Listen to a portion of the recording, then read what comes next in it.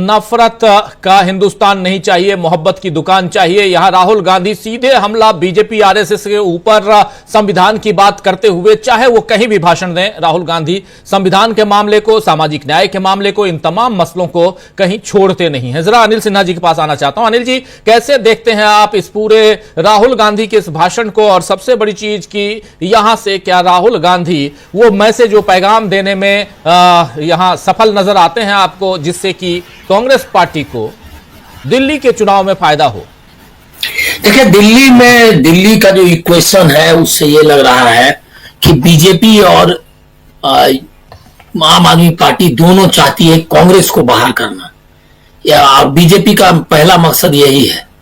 लेकिन वो मुझको लग नहीं रहा है, और इसीलिए जितना पोलराइजेशन का जो कोशिश है, जो वक्फ बोर्ड का बिल है, यूसीसी है, सब लागू किया, उन्होंने चाहते हैं दिल्ली का। और आपको सुना ही होगा आपने कि 2020 दिल्ली जो है वो फिल्म रिलीज होने वाली है और उसका प्रोमो भी चालू है। तो वो जो है वो कोशिश चल रही है, वो बीजेपी और दोनों की कोशिश की कांग्रेस को अलग रखे, मतलब उसको चुनाव मैदान में आउट रखा जाए। लेकिन जो राहुल गांधी की स्ट्रेटजी नहीं, जो उनकी पॉलिटिक्स है, वो साफ बता रहे हैं कि एक आइडियोलॉजिकल पॉलिटिक्स है, और वो जो है उसमें क्लैरिटी उनका, वो अटैक इसीलिए दोनों को कर रहे हैं बहुत बेहतरीन ढंग से।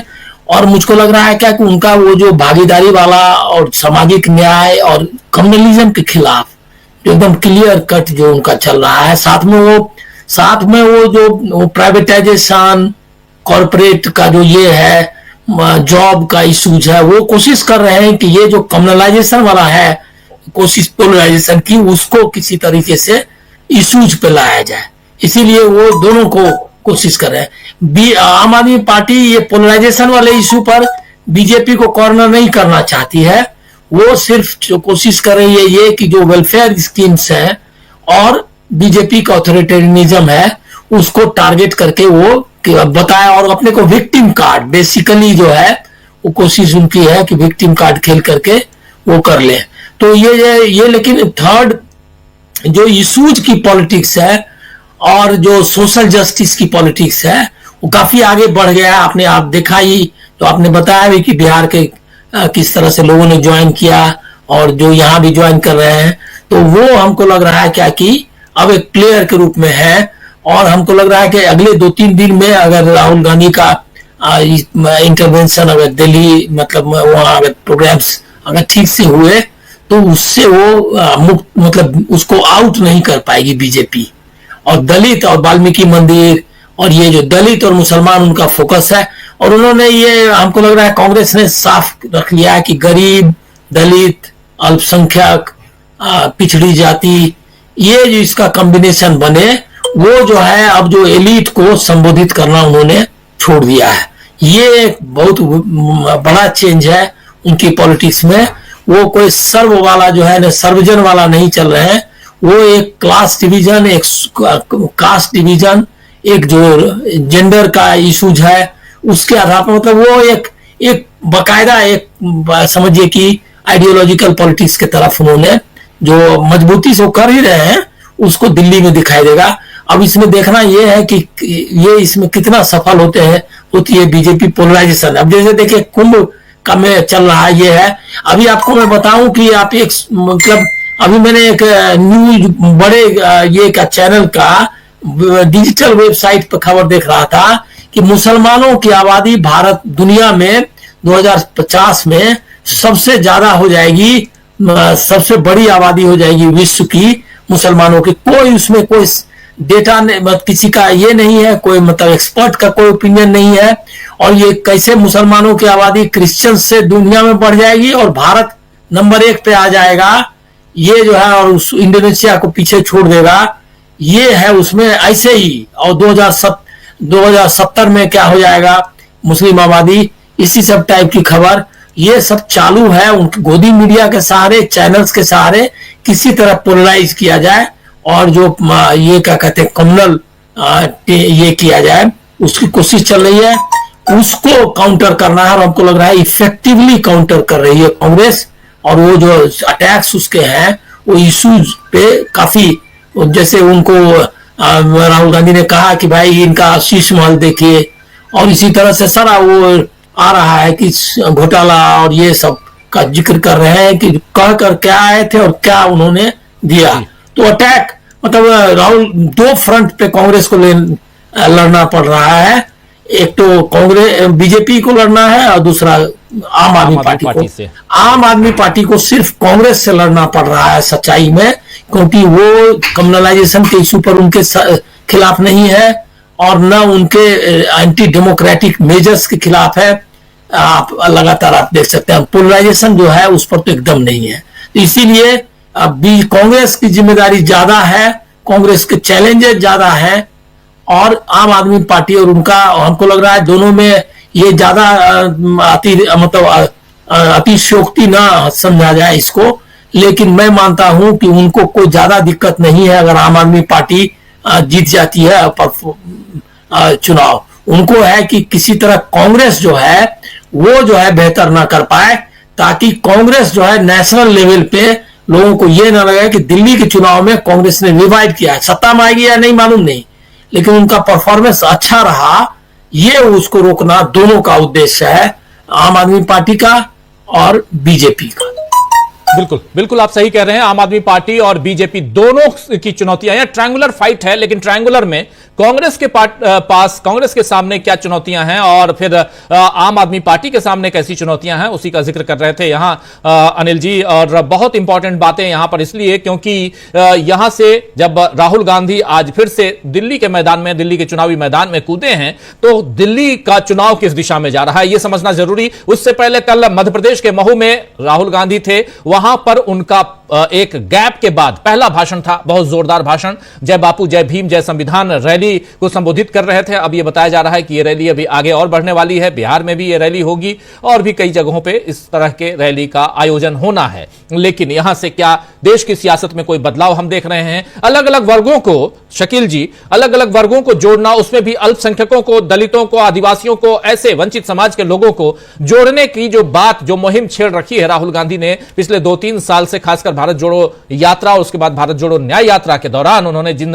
बातों का जिक्र किया, जाति आधारित जनगणना की बात की, उसके अलावा संविधान की रक्षा की बात लगातार कर रहे हैं और इस मसले को लगातार सामने ला रहे हैं। लेकिन इस प्लेटफॉर्म पे, इस फ्रेम के अंदर वो इन तमाम जो गरीब तबका है उसको लाने की कोशिश कर रहे हैं। और आज जो दिखाई दिया, दशरथ मांझी के बेटे की बात करें हम, या हम बात करें और प्रजापति समाज के लोगों की बात करें, अली अनवर की बात करें, ये सब, या दो एक आम आदमी पार्टी और दूसरे कांग्रेस बीजेपी के प्रवक्ता जो आज कांग्रेस ज्वाइन किए, कैसे देखा जाए?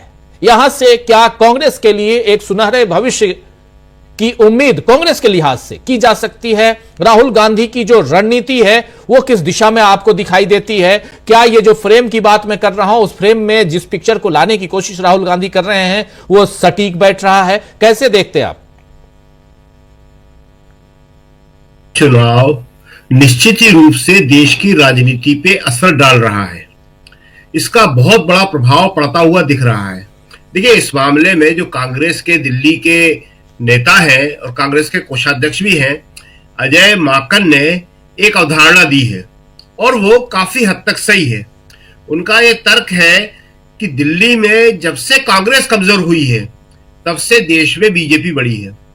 आम आदमी पार्टी की सरकार को यहाँ पे 2013 से लेके अब तक 11 साल हो गए हैं।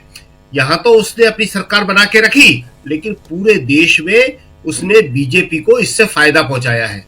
जब शीला दीक्षित जी के समय में दिल्ली की 7 सीटें लोकसभा की बीजेपी जीतती थी, दिल्ली के अंदर कांग्रेस की सरकार होती थी, विधानसभाएं जीतती थी, तो देश भर में भी कांग्रेस जीतती थी। आम आदमी पार्टी किसी भी तरह से बीजेपी को रोक नहीं सकती है। जितने भी विपक्षी दल हैं उनमें से अगर कोई एक बीजेपी को रोक सकता है तो वह केवल और केवल कांग्रेस ही है। यह बात अब साफ दिखने लगी है। इसीलिए राहुल गांधी जो है दिल्ली के चुनाव में अपनी पूरी ताकत लगा रहे हैं। आज सुबह वो वाल्मीकि मंदिर गए और जैसा कि आपको मालूम है वाल्मीकि मंदिर की अहमियत जो है इस देश के लिए भी और कांग्रेस के लिए भी कितनी है। गांधी जी इसी वाल्मीकि मंदिर में रहते थे और करीब करीब 6-7 महीने अलग अलग टाइम में, कभी कुछ दिन रह के वहां पे रहे हैं। वहां पे उनके नाम पे एक कमरा भी है, वहां उनका सामान भी रखा हुआ है। तो वाल्मीकि मंदिर जो है कांग्रेस के लिए बहुत ही महत्वपूर्ण है, और राहुल गांधी भी अक्सर वहां जाते रहते हैं। तो वहां वो गए, वहां पे रहने वाले लोगों से मिले, और वहीं पे उन्होंने कहा कि ये जो निजीकरण हो रहा है, ये जो सरकारी नौकरियां खत्म हो रही हैं, ये गरीबों के ऊपर सबसे बड़ा अत्याचार है। ये गरीबों की, कमजोर वर्ग की, दलित वर्ग की कमर तोड़ रहा है। और जैसा कि हमने पहले भी बताया कि पहले इन्होंने सरकारी नौकरियां खत्म करी, उसके बाद निजी नौकरियां जो ठेके पे दी जाती है वो करी, और अब उससे भी आगे की एक चीज ले आए हैं, थर्ड पार्टी कॉन्ट्रैक्ट। ये थर्ड पार्टी कॉन्ट्रैक्ट तो गरीबों को, दलितों को, पिछड़ों को, या जो भी छोटी नौकरी करने वाला है उन्हें तबाह कर रहा है। क्योंकि थर्ड पार्टी कॉन्ट्रैक्ट के अंदर आपको नौकरी देता है कोई ठेकेदार एक, और ठेकेदार आपसे कहता है कि मैं आपको बताऊंगा आपकी इतनी तनख्वाह होगी, मैं आपको बताऊंगा कल आपको कहां जाना है। आपकी योग्यता की कोई कदर नहीं है, आपकी मेहनत की कोई कदर नहीं है, आपको सिर्फ उस ठेकेदार को खुश रखना है। जिस दिन ठेकेदार नाराज, आपकी नौकरी गई। ये एक तरह से बंधुआ मजदूरी जैसा है, ये गुलामी जैसा है। तो राहुल यही जिक्र कर रहे थे कि ये सब करके इस देश के गरीबों की इन्होंने कमर तोड़ दी है। दूसरी बात, ये जो आप दिल्ली का जिक्र कर रहे हैं, देखिए दिल्ली में सबको ये बात मालूम है, ये कोई छिपी हुई बात नहीं है कि कांग्रेस अपनी न्यूनतम स्थिति में आ चुकी है। अब कांग्रेस इसीलिए यहां इतनी मेहनत कर रही है, इसीलिए उसने अरविंद केजरीवाल के खिलाफ संदीप दीक्षित को, जो उसके पास दिल्ली में उपलब्ध सबसे अच्छा चेहरा है, उनको उतारा, और संदीप दीक्षित ने साबित भी किया वो लगातार मेहनत कर रहे हैं। और आज राहुल वाल्मीकि मंदिर जो नई दिल्ली कॉन्स्टिट्यूंसी में ही आता है, वहां से वाल्मीकि मंदिर से अपनी दिल्ली के दौरों को शुरू कर रहे हैं। तो कांग्रेस यहां पे जितना अपना वोट शेयर बढ़ाएगी, जितना अच्छा प्रदर्शन करेगी, वो आम आदमी पार्टी को तो दिल्ली में खत्म करेगा ही करेगा, बीजेपी का शेष देश में रास्ता भी रोकेगा।